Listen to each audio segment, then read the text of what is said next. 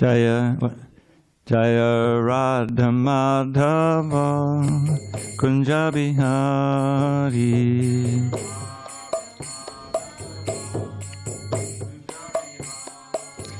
Jaya Radha Madhava Kunja Bihari.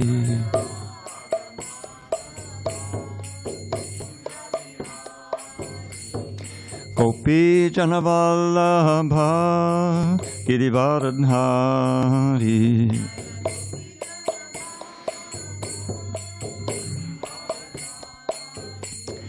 Gopi Janavallabha Girivardhari.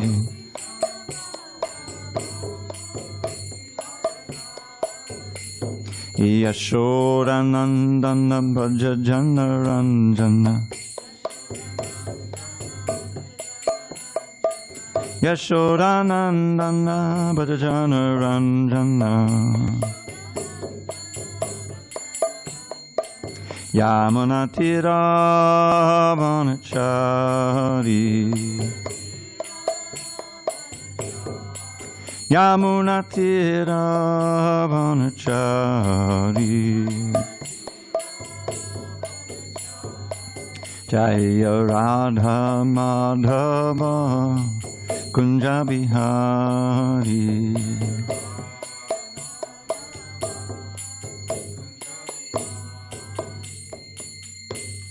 Jaya Mr. Pad Paramahansa, Padavajikacharya Ashtotar to the Sri Srimad, His Divine Grace, Srila A.C. Bhaktivedanta Swami Prabhupada Ki Jai. ISKCON BBT Founder Acharya, Srila Prabhupada Ki Jai. Jaya Vishnupad Paramahansa Padavajikacharya Ashtotar to the Sri Srimad, His Divine Grace, Srila Bhakti Siddhanta Saraswati Thakur Ki Jai. Ananta Koti Vaishnavini Ki Jai. Namacharya Srila Haridas Thakur Ki Jai. Srimad Bhagavad Gita Ki Jai. Samaveda Bhaktivinoda Ki Jai. All glories to the assembled devotees. All glories to the assembled devotees. All glories to the assembled devotees. All glories to Sri Guru and Gauranga. Om Namo Bhagavate Vasudevaya. Om Namo Bhagavate Vasudevaya. Om Namo Bhagavate Vasudevaya.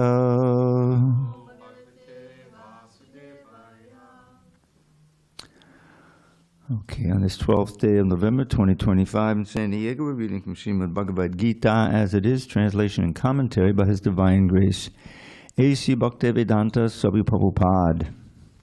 And we are in chapter 13, entitled Nature, the Enjoyer in Consciousness, page 533, text 4.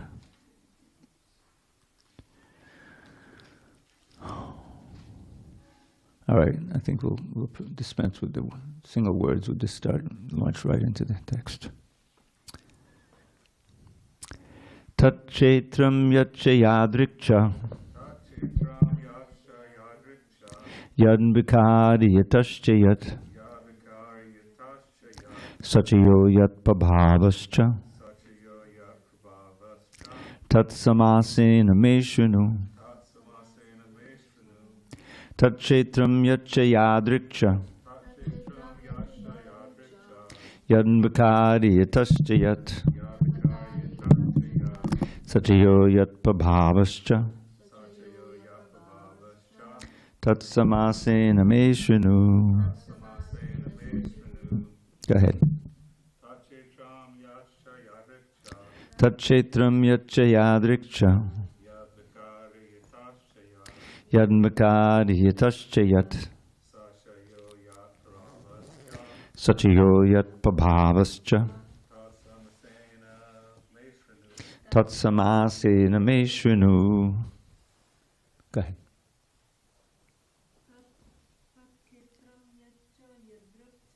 Tat chetram yatcha yadrikcha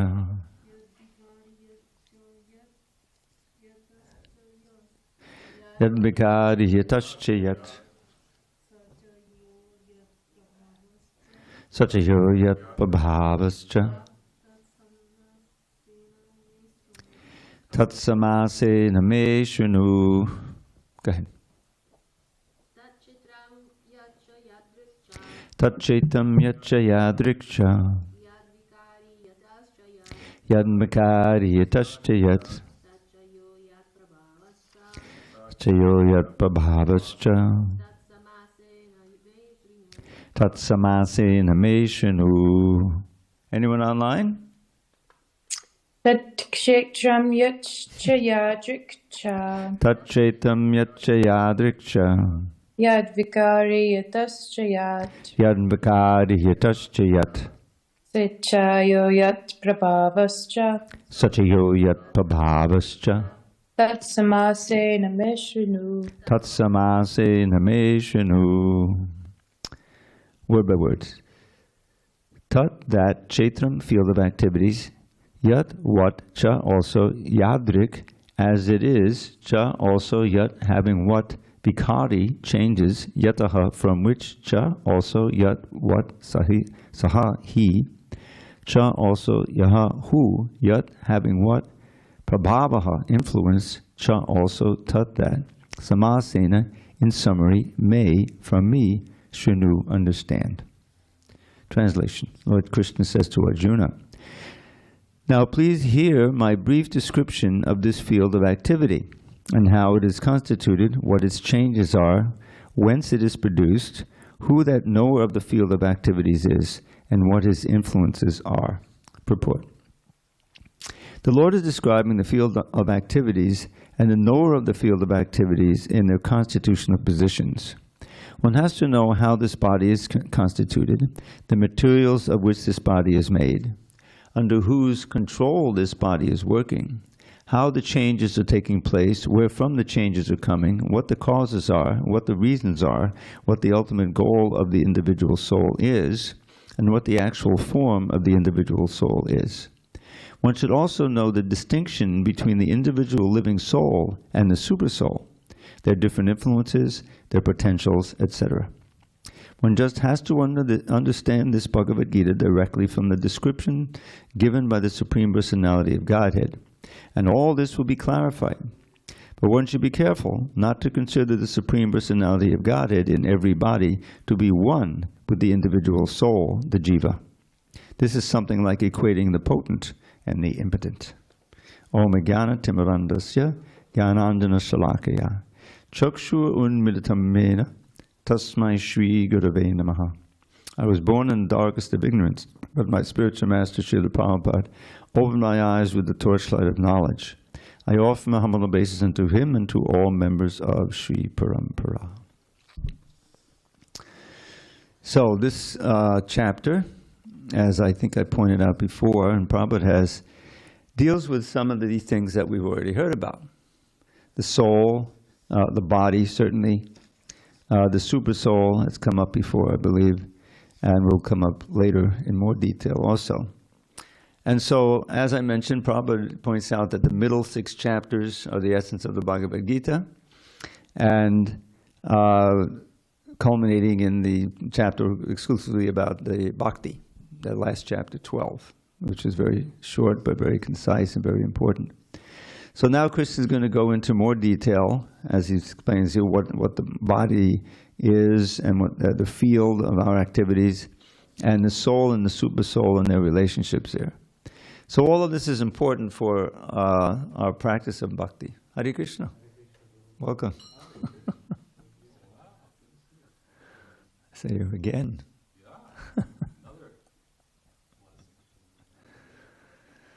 Have a seat. We're on page 534, chapter 13.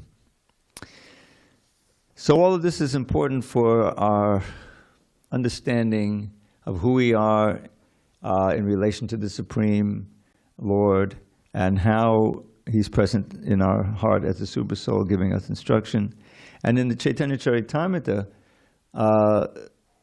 Lord Chaitanya describes to Sanatana Goswami in the very important Madhya Lila section where he gives them instructions, detailed instructions, that the super soul is trying to communicate with us. And of course he gives us knowledge, remembrance, and forgetfulness, but we're not so aware of that. But because we really can't hear him distinctly, he comes outside as the spiritual master and as the Shastra, and sometimes as a incarnation like Krishna himself. Hare Krishna, welcome, Prabhu. In order to explicitly give us instruction on devotional service. Krishna is very eager that we return home back to Godhead. He comes personally, as he says in chapter 4 early on, to when there is so much disruption in Dharma in the world, right? How's it go? Yang Bhavi Smarang Bhavam Chajachanti Kalevanam, that's not it.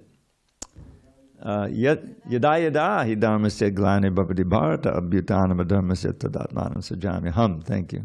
I forgot that one. So whenever and wherever there is great discrepancies in the practice of dharma, yada hi dharmasya glani. The glani means things get confused.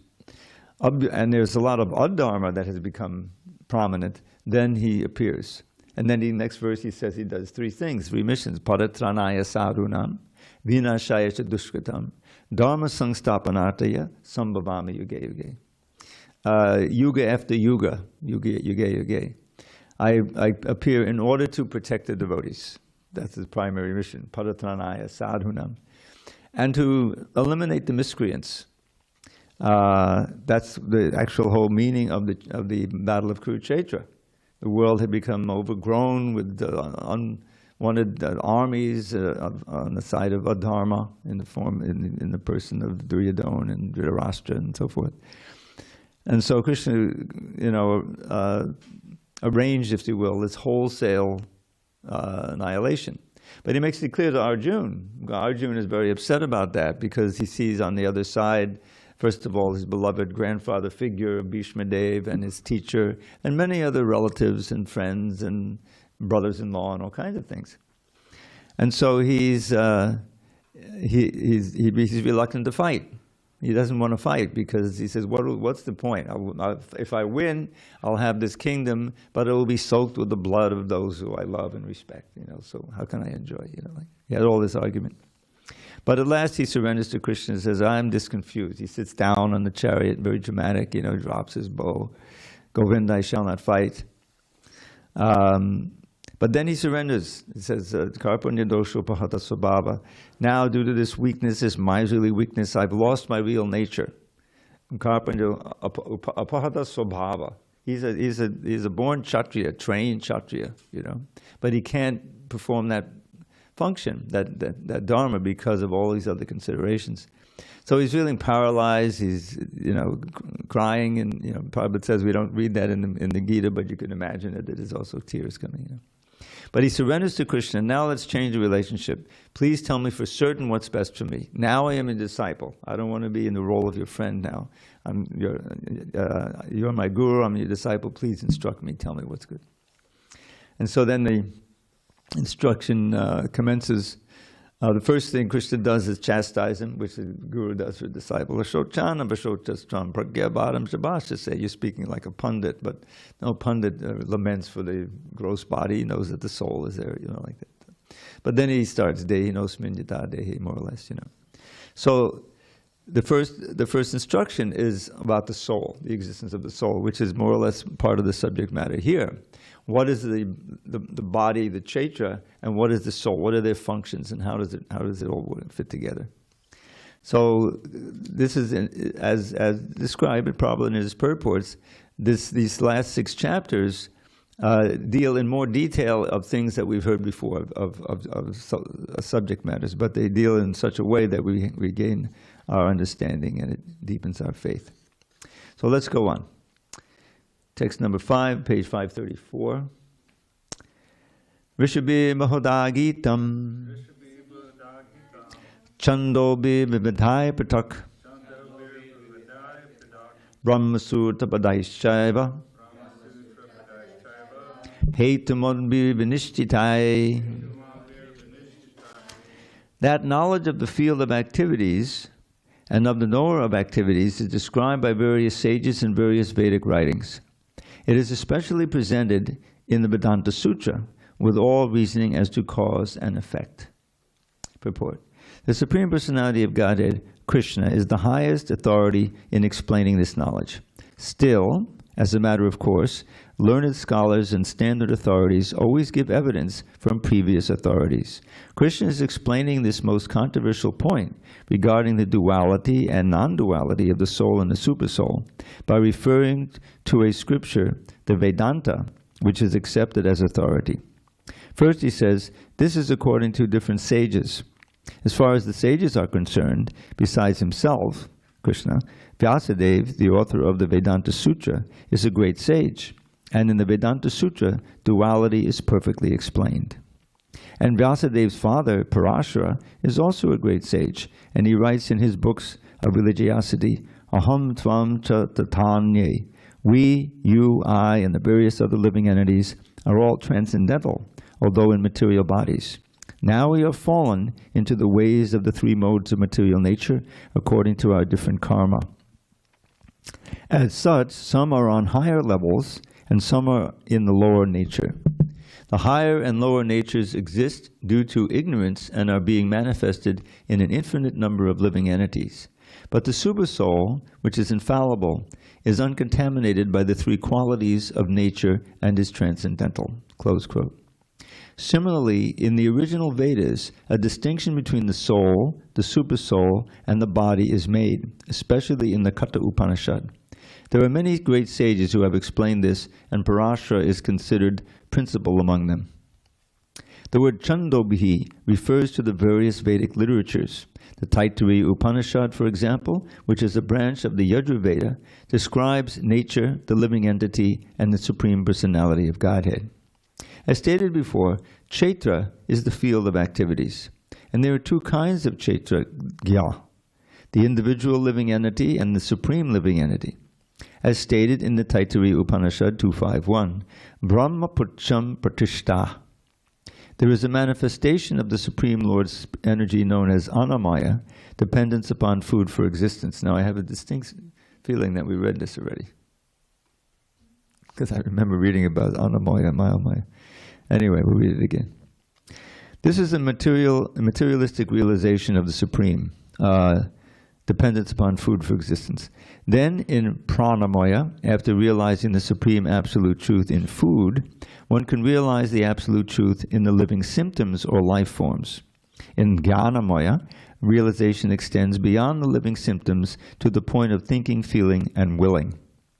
Then there is Brahman realization, called Vijnanamaya, in which the living entity's mind and life symptoms are distinguished from the living entity himself. The next and supreme stage is Anandamaya, realization of the all-blissful nature. Thus there are 5 stages of Brahman realization, which are called Brahma Purcham. Out of these, the first 3, Annamaya, Pranamaya, and Jnanamaya, involve the fields of activities of the living entities. Transcendental to all these fields of activities is the Supreme Lord, who is called Anandamaya. The Vedanta Sutra also describes the Supreme by saying Anandamaya Bhyasat. The Supreme Personality of Godhead is by nature full of joy. To enjoy his transcendental bliss, he expands into Vijnanamaya, Pranamaya, Jnanamaya, and Annamaya. In the field of activities, the living entity is considered to be the enjoyer, and different from him is the Anandamaya. That means that if the living entity decides to enjoy in dovetailing himself with the Anandamaya, then he becomes perfect. This is the real picture of the Supreme Lord as the supreme knower of the field, the living entity as the subordinate knower, and the nature of the field of activities. One has to search for this truth in the Vedanta Sutra or Brahma Sutra. It is mentioned here that the codes of the Brahma Sutra, Prabhupada would also call them codes. By that he means aphorisms. That's a little summary statements. These codes of Brahma Sutra are very nicely arranged according to cause and effect. Some of the sutras, or aphorisms, are Naviyad Ashrutehi, 232, Natma Shrutehi, 2318, and Padat Tutat Shrute, 2340. The first aphorism indicates the field of activities, the second indicates the living entity, and the third indicates the Supreme Lord, the summum bonum among all the manifestations of various entities. Now, Prabhupada never translated the Vedanta Sutra. Although some of you may know, you may not know that he started to. That there's an completed manuscript. But he made it very clear, and following Lord Chaitanya, that the Srimad Bhagavatam is a natural commentary on the Vedanta Sutra, and explains it in full. And we know, perhaps even more famous in some circles, is the Sharirika Bhashya of Shankaracharya of the Vedanta Sutra, which sets out the Mayavadi philosophy as the interpretation of Vedanta Sutra. But the Srimad Bhagavatam is the commentary on the Vedanta Sutra by the same author, Vedavyas. And it's, of course, the whole point of it is the culmination is pure devotion, loving devotion to the Supreme Lord as the absolute truth, the final goal of human life, and it directly contradicts the impersonal, interpretation. In fact, Lord Chaitanya was so adamant, and he said, and some of you may be aware, that anyone who reads the Sharirika Bhashya is doomed in terms of bhakti, and you're really in trouble. And it always, and when I first read that, I was very relieved, because believe it or not, I actually bought a translation of that Sharirika Bhashya, written by one of the leaders of the Ramakrishna mission at the time, who Srila Prabhupada met, Nikhilananda. I think it was a Swami. When I met him, Swami or no Swami, they all dressed in suits and ties, So, but I bought it, but I never read it. By that time, I got involved in the books of Srila Prabhupada, and believe it or not, I bought another book from them about bhakti, because you've ever heard of this whole principle of Ramakrishna, yatamat tatapat. What is it? Whatever you're attracted to, that's your real path. Yatamat, right? There are many. Here so much the kind of. Oh, yeah. We didn't bring out the. I'll repeat it. Go ahead. There are many opinions. There are that much path. Many opinions. There are so many paths. Yeah, but isn't it like yata mata? Isn't that opening? Opinion. Yeah. Well, anyway, the way Prabhupada explained is that whatever is your opinion that you think is that's the right path for you. Some may take the impersonal path. You may take the personal path, but that'll be right for you. So anyway, that's the way I always understood it, and so following that opinion, in fact, following that dictum, he also had followers who were bhaktas, at least supposedly. And this was by one of the bhaktas. He wrote this, and I was attracted to that. And I put aside the Sharirika Bhashya till later, and became infinitely later. In other words, I never got, because I was reading Prabhupada's books by that time, and I would say, whoa, he says don't read it, so I didn't read it. So I was saved. Shri Krishna saved me from that. But anyway, you read the Chaitanya Charitamrita. Lord Chaitanya has his debate with Prakashananda Saraswati. He compared Sarvabhauma Bhattacharya, And if you go through history, you find, well, in Chaitanya Charitamrita there are several instances of prominent Mayavadis becoming devotees. You never find history of prominent bhaktas, serious bhaktas, becoming Mayavadis. Once you've tasted the nectar of Krishna consciousness, you say, well, I think I'll try impersonalism. No, it doesn't work that way. So we should feel very fortunate we've been saved by that. And Krishna will now, as Prabhupada describes it, go through what is this field of activities, and what are not just the knower, but the knowers of the field, this individual soul and the Supreme Soul. Okay, going on, text 6 to 7. This is now the field. Mahabhutyan hankaro buddhir avyaktamevacha indriyani dashaikancha panchachendriya gocharaha ichchadvesha sukham dukkam sangatas chetanajutihi etat chetram samasena sadvikaram udaritam. The five great elements, false ego, intelligence, the unmanifested, the 10 senses, and the mind, the 5 sense objects, desire, hatred, happiness, distress, the aggregate, the life symptoms, and convictions, all these are considered in summary to be the field of activities and its interactions. Purport. From all the authoritative statements of the great sages, the Vedic hymns, and the aphorisms of the Vedanta Sutra, the components of this world can be understood as follows. First, there are earth, water, fire, air, and ether. These are the 5 great elements, Mahabhuta. Then there are false ego, intelligence, and the unmanifested stage of the 3 modes of nature. Then there are 5 senses for acquiring knowledge, the eyes, ears, nose, tongue, and skin. Then 5 working senses, voice, legs, hands, anus, and genitals. Then above the senses there is the mind, which is within and which can be called the sense within. Therefore, including the mind, there are 11 senses altogether. Then there are the 5 objects of the senses, smell, taste, form, touch, and sound. Now, the aggregate of these 24 elements is called the field of activity. If one makes an analytical study of these 24 subjects, then he can very well understand the field of activity.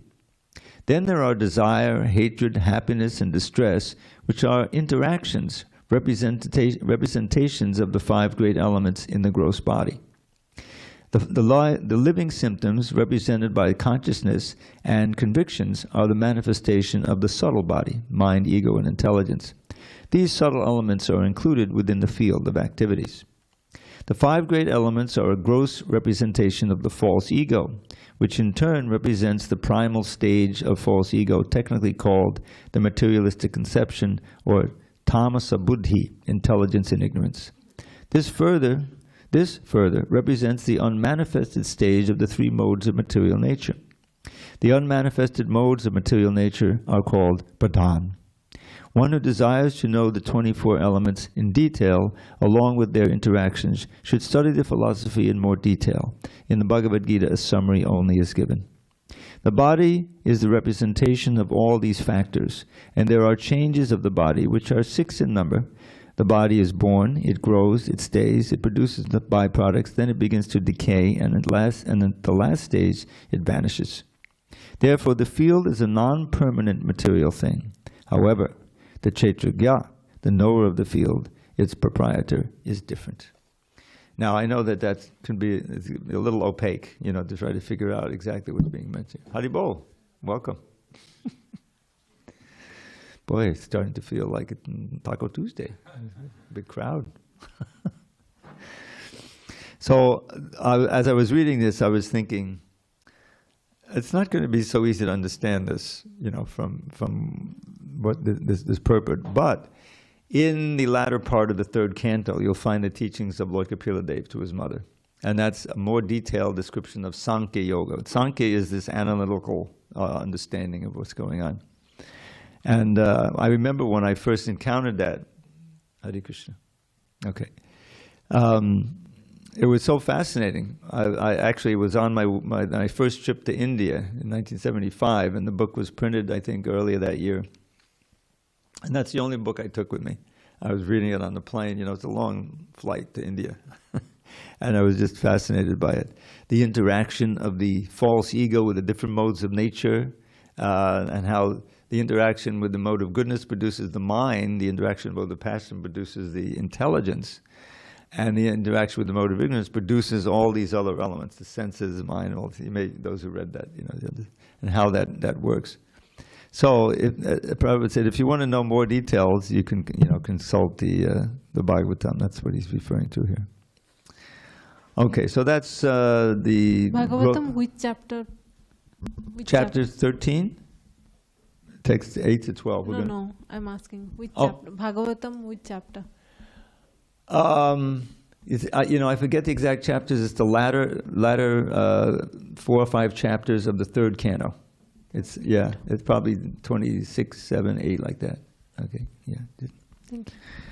Okay, text 8 to 12. Now they're very important, 8, 9, 10, 11, 12. describing the, I think, 20 different elements of knowledge that we have to have. Amanitvam madambitvam ahimsa chantararjavam acharyopasanam shaucham stayirmatma viningraha indriyarteshu vairagyam anahankara evacha janma mrityu jara vyadhi dukkha doshanu darshanam asaktirana vishvanga puttadara grahadishu nityam cha samachittatvam ishtanistopapatishu mahichananya yogena bhaktiram vicharini vivikta desha sevitvam adatir jana sangsati adhyatma jnana nityatvam tattva jnanartha darshanam eta jnanamati proktam ajnanam hyatatornita. Okay, I don't know if we're going to get through this whole purport, but we'll launch into it. It's quite long. All right, here's the list. Humility, pridelessness, nonviolence, tolerance, simplicity, approaching a bona fide spiritual master, cleanliness, steadiness, self-control, renunciation of the objects of sense gratification, absence of false ego, the perception of the evil of birth, death, old age, and disease, detachment, freedom from entanglement with children, wife, home, and the rest, even-mindedness amid pleasant and unpleasant events, constant and unalloyed devotion to me, aspiring to live in a solitary place, detachment from the general mass of people, accepting the importance of self-realization, and philosophical search for the absolute truth. All these I declare to be knowledge, and besides this, whatever there may be, is ignorance. Purport. So we'll deal with these. I think we'll read part of this because it goes through very detail of each one. Purport. This process of knowledge is sometimes misunderstood by less intelligent men as being the interaction of the field of activity. But actually, this is the real process of knowledge. If one accepts this process, then the possibility of approaching the absolute truth exists. This is not the interaction of the 24 elements, as described before. This is actually the means to get out of the entanglement of those elements.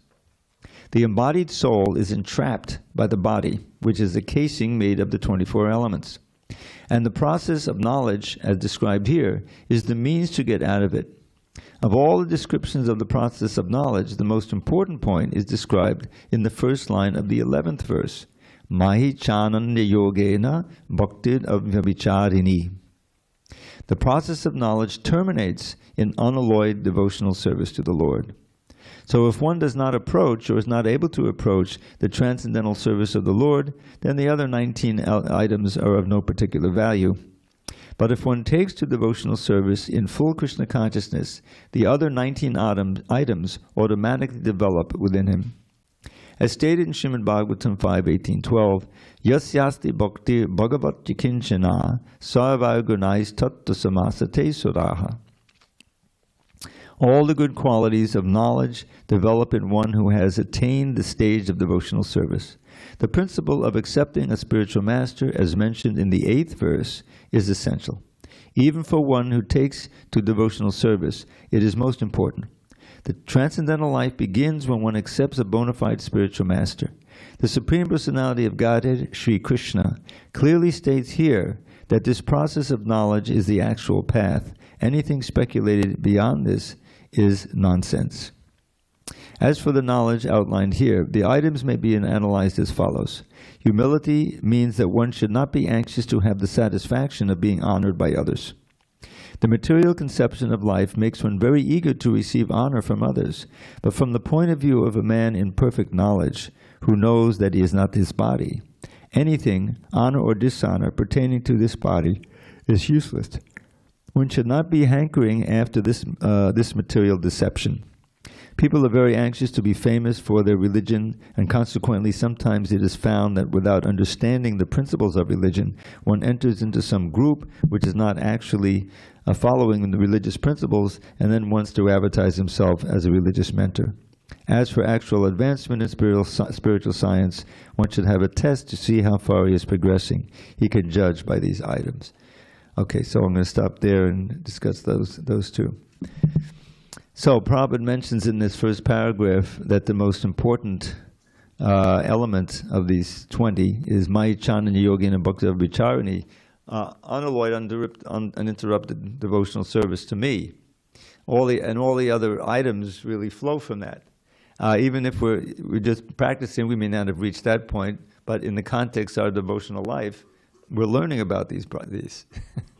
And the first one, you may recognize it, Amanitvam. Sound familiar? Chenarapi sunichena, todarapi seshna, amanina amanadena, kirtani iksadahari. That's mentioned in the Shikshastika as the key to being able to chant constantly, to be constantly in touch with Krishna. So why is that? Because the whole reason for us being in this material world is due to the false ego. This false identification with the body and forgetting Krishna, and therefore wanting to be glorified and honored in various kinds of ways.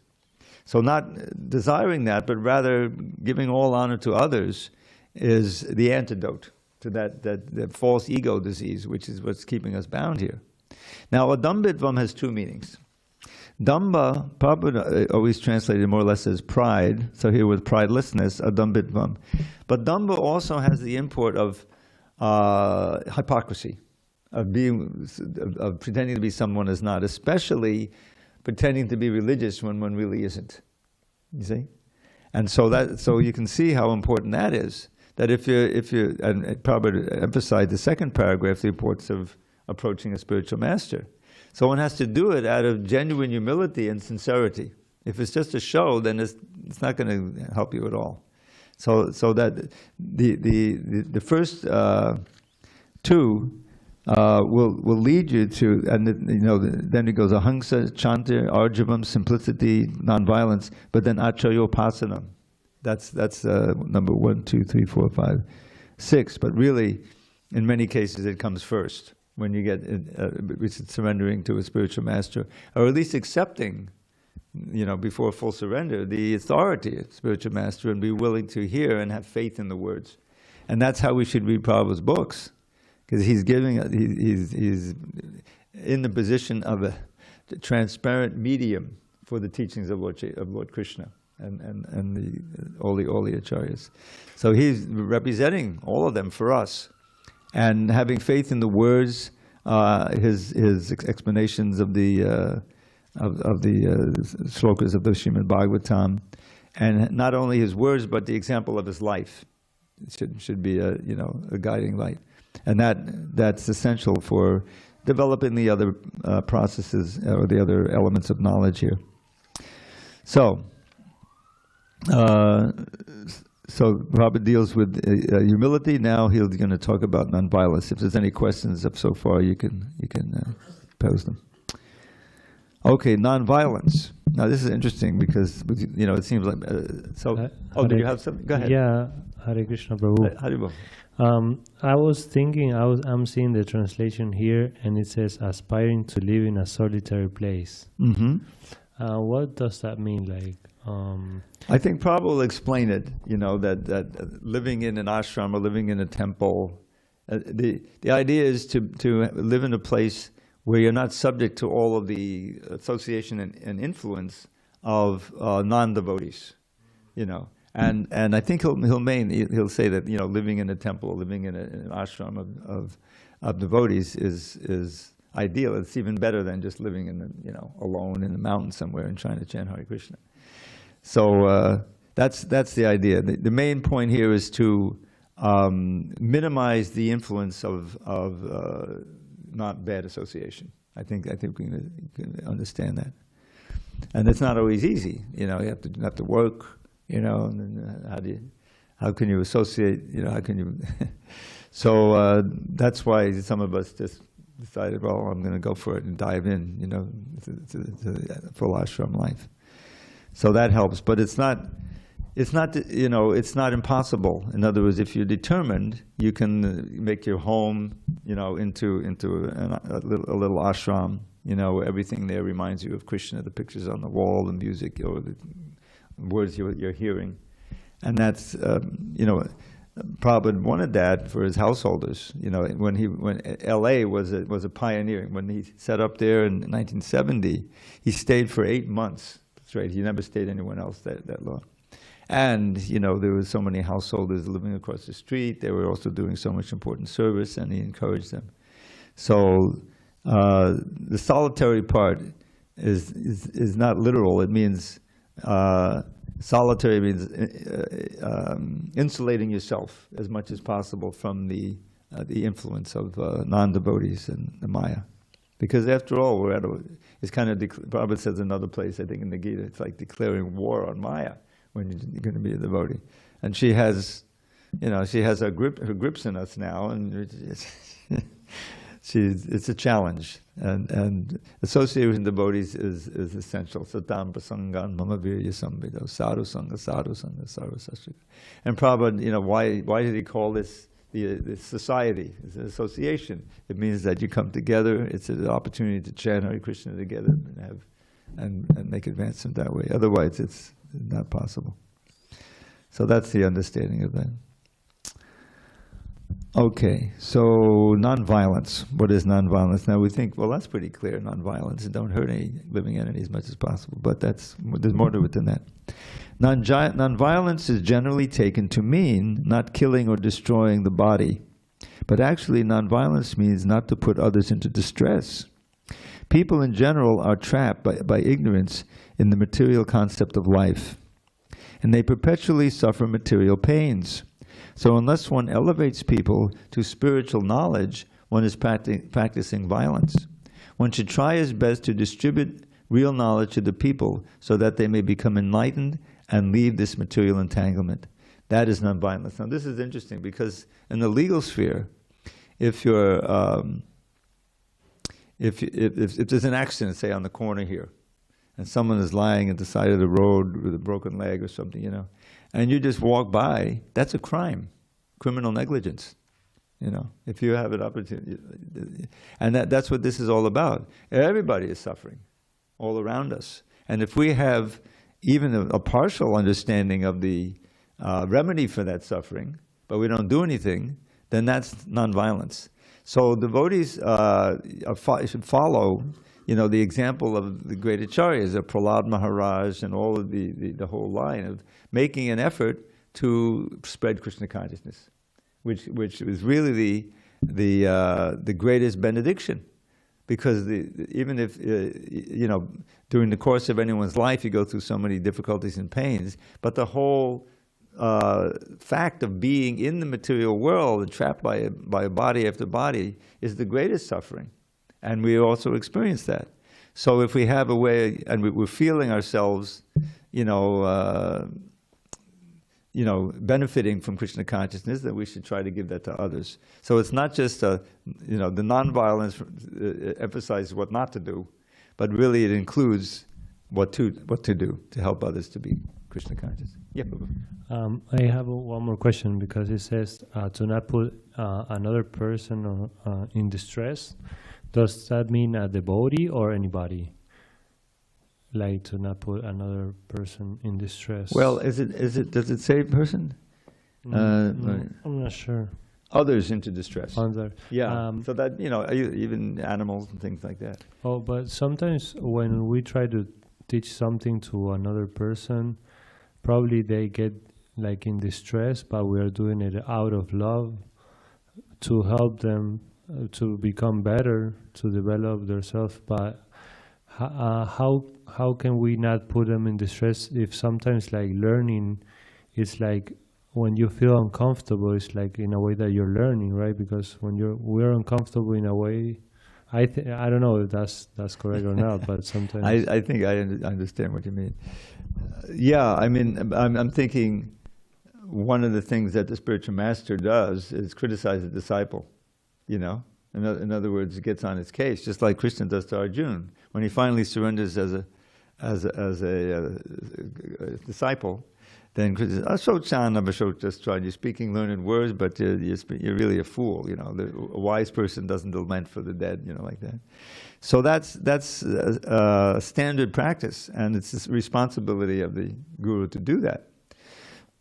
And sometimes it's a little painful, but if you're intelligent, you'll understand. Well, this is good for me, you know, and I'm getting the mercy. Thank you, you know, for chastising me. Now I know I'll never do it again because I remember the pain of what happened when I got chastised. So in that sense, the overall purpose and the overall result is to bless and benefit that person. So we have to understand it all in context. But the general, you know, understanding is that, well, someone is just trying to lord it over someone else. On the material side, the same apparent thing of criticizing and is not at all done with a motive of helping the person. So we have to understand the distinction.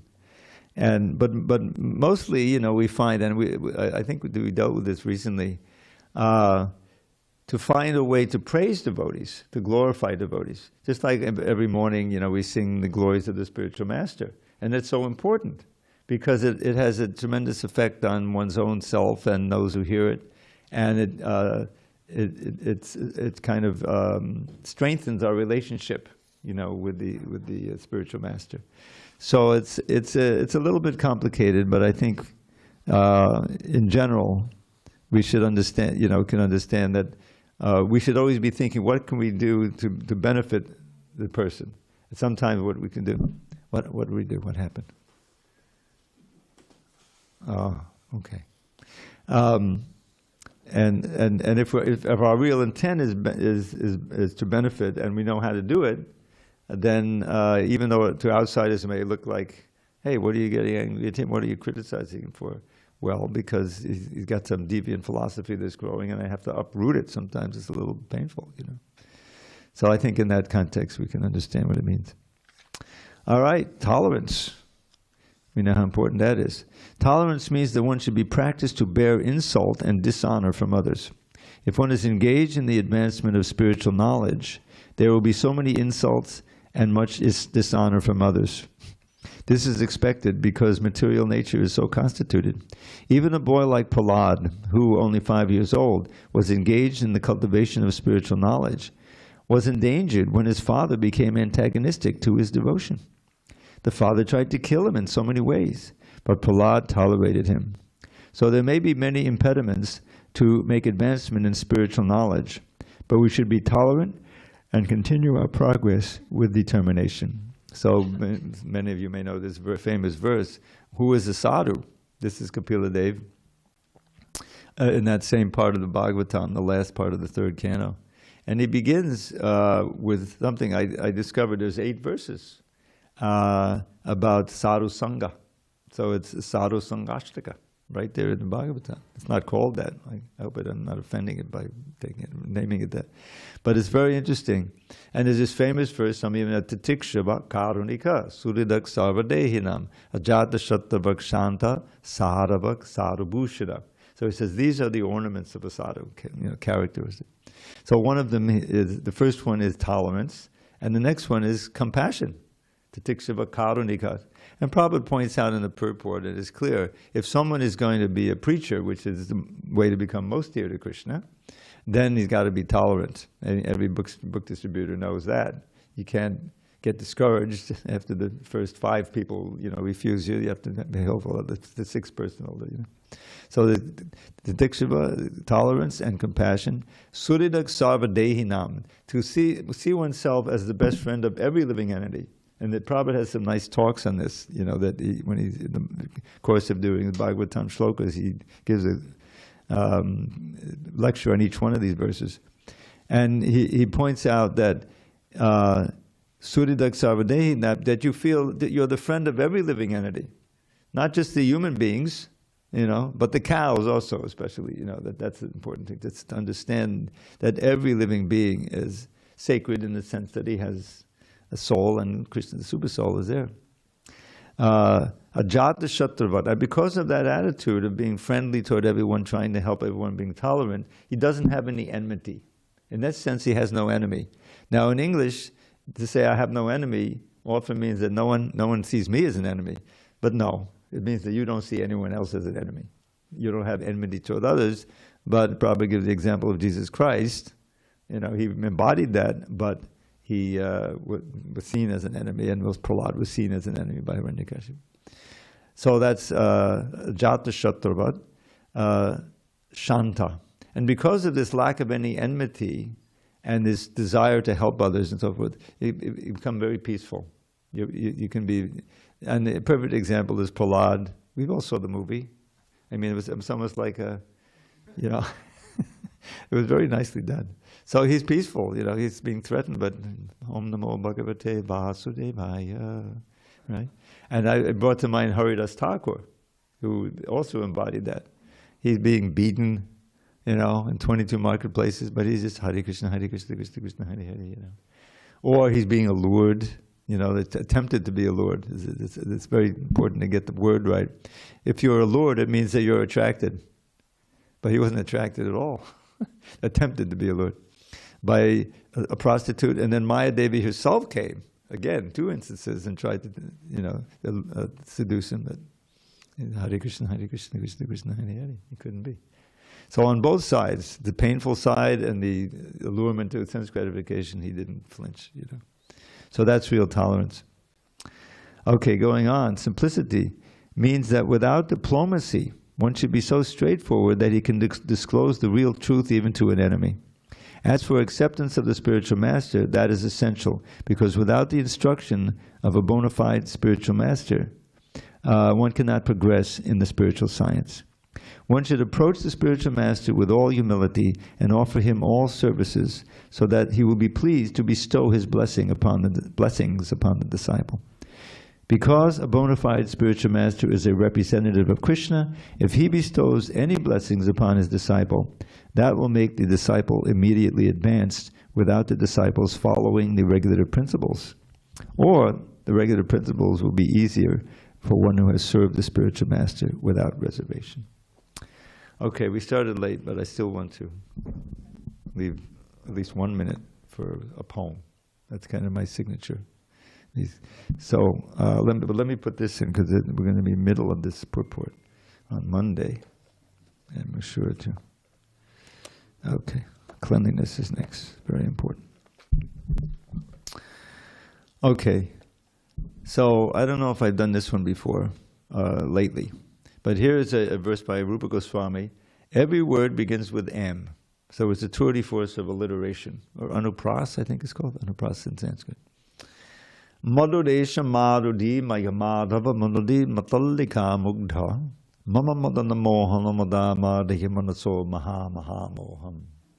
O Master of Mathura, lovely Lord of Goddess Shri, who places maddening melodies upon your Murali, O Cupid's charmer, please redeem a life till now misspent by joyfully destroying my extreme bewilderment. Hare Krishna. And here's one of my all-time favorites. We have time. We have 1 minute. Queen Kunti. Tvayame yananni vishaya mati madhupate sakrit ratamun vahataradha gange vaugumadanvati. O Madhu's Lord, please ever fill my mind with thoughts of thee, not any other kind. As Ganges torrent flows into the sea, let all my love flow constantly to thee. All glories to Srila Prabhupada. Hare Hare.